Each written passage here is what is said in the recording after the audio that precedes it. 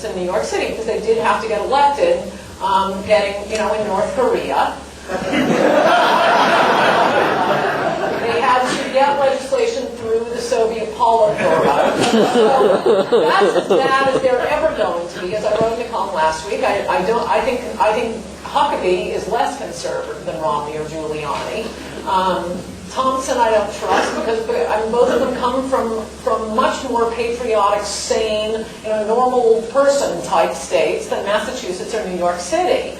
And for Fred Thompson, in one of the most crucial votes in the last century, to vote against removing Bill Clinton for perjury, I just think it's shameful. You keep hearing Osama, the same thing they're all doing. Be Osama. You keep hearing Obama saying, we want to get rid of the cobwebs in Washington. Well, we're not looking for an experienced politician because we want somebody with cobwebs. What we want is a record. And I think that is a shameful record for Fred Thompson. I mean, that great congressman out here from California, James Rogan, an incredibly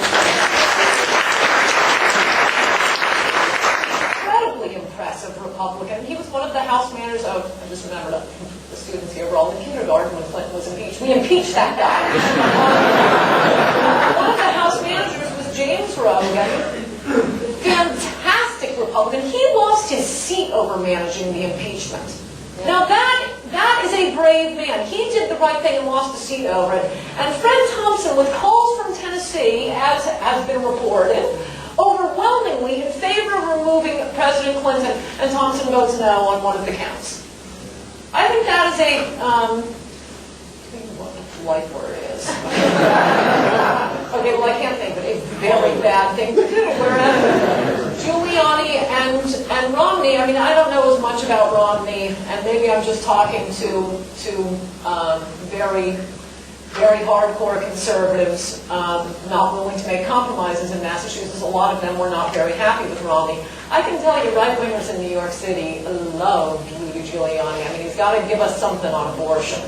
He's got to say, I don't care, he doesn't have to be a flip-flopper, but if he's seeking the nomination of a party that's pro-life, it's just driving me crazy how arrogant it is for him not to change his position on that. He is as out of step with the Republican Party on life as Ron Paul is on national defense.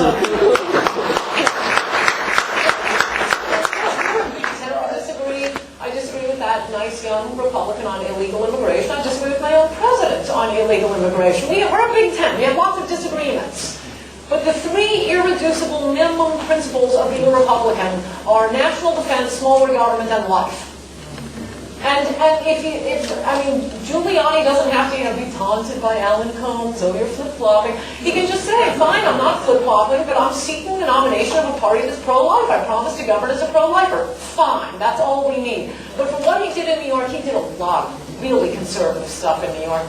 I think the same thing about Romney, but I'm not as familiar with his record. They're not as good as Duncan Hunter, but I think we have... and they will be running against Hillary Clinton. I don't know why Democrats seem to be confident that Hillary, she's a shoo-in. Yes. Almost half the country doesn't hate Hillary Clinton, which is why it's not hate of 1,000 sons. Hi, Ann. As you probably know, Valerie Plame's been on her book tour this week, and she and Joe Wilson are in talks to have a film with the WB. I was wondering, do you think that the lies that she and her husband are telling will become as much like a tale as the McCarthy? Yes. Great example. By the way, she's getting better interviews than I am. Oh, yeah. Katie Couric loves her. Though the world has changed. That's part of the point of my current book, which, the whole first chapter just goes through 10 years of my career-ending statements. And the rest of the book are many quotes that I think liberals should have said were ending my career, but they must have missed them. And I'm still here, and I wouldn't have been here 20 years ago, 30 years ago. The liberals used to destroy people for sport by lying about them.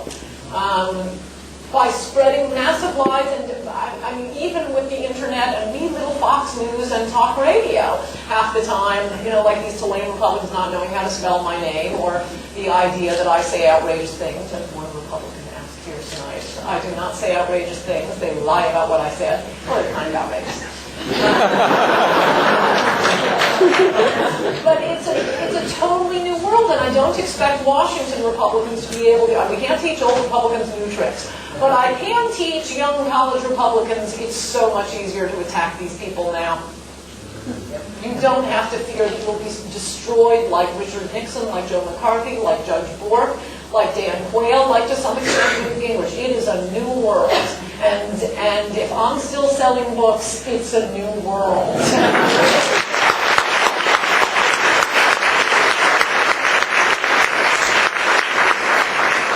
There's time for 2 more questions.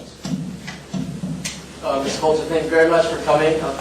I really appreciate you taking time for that. And I was just curious to get your opinion. Do you believe that we were attacked on September 11th because of our freedoms? I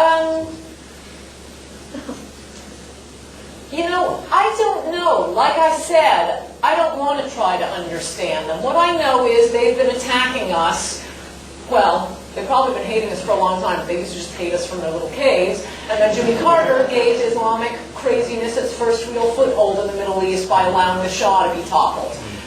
Since then, a chart I've gone through many times that appears in my current book, and you can track it. They have been killing Americans and attacking American interests, invading American sovereign territory, for 30 years now.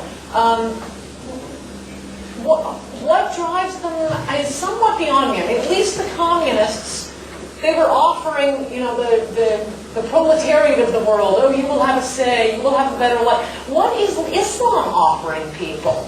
I mean, I just don't even get the appeal. I think history is on our side. These nihilist movements, Burning Path, or the Maoists, or the communists, the Nazis, these all-consuming, hateful, nihilist, basically religions, fascist movements, have not done very well. I suppose to some extent, yeah, they hate us for our freedoms. That seems like sort of a simple-minded way of putting it, so I probably wouldn't put it that way. But sometimes you have to say things quickly rather than that long, blathering answer I just gave. Last. Better make it good. A lot of pressure. And I'm from the Netherlands. And when Theo van Gogh was murdered in Amsterdam by a Moroccan who thought that Van Gogh was too outspoken about the way of life in the Netherlands, that didn't fit having an ever-growing Muslim presence in the Netherlands, which has almost changed the entire culture of certainly the capital of our country. I find in the United States we're not looking enough at what's happened in Northern Europe, what's happened in France, what's happened in England, and what's happened in Germany and the Netherlands. I hope that you use the European experience to tell the Americans, this is what will happen if you don't stand up. Yes, I hope you do.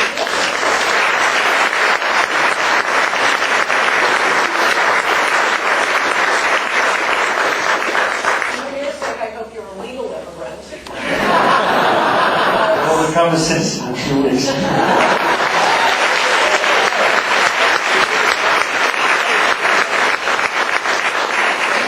does look like most of Western Europe is going to be Morocco soon. And yeah, it's a lot worse over there than it is here, and we ought to be able to learn from that. But like I say, we have these people in this country, we call them liberals. And they're a lot of trouble with a capital T. Thank you very much.